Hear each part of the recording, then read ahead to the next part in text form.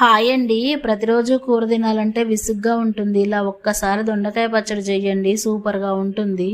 Stove on చేసి బాండీ పెట్టి ఆయిల్ పోసి 15 పచ్చిమిరపకాయలు వేసి చెంచడంత జీలకర్ర, గుప్పడంత కొత్తిమీర, కరివేపాకు, 20 ఎల్లిపాయలు, చిన్న నిమ్మకాయ అంత చింతపండు వేసి బాగా వేయించుకొని చల్లారినాక మిక్సీ జార్లో వేసి దానిలో కొంచెం గల్లుప్పు వేసుకొని గ్రైండ్ చేసుకోవాలి. అదే బాండీలో ఆయిల్ పోసి కట్ చేసిన అర్ధ కిలో దొండకాయ ముక్కలు, కట్ చేసిన 2 టమాటా ముక్కలు వేసి కొంచెం పసుపు, కొంచెం గల్లుప్పు వేసి మగ్గనివ్వాలి.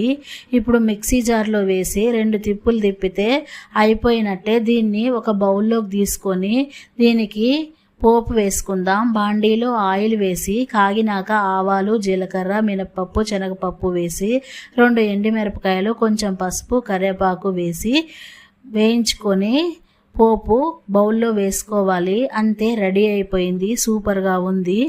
లైక్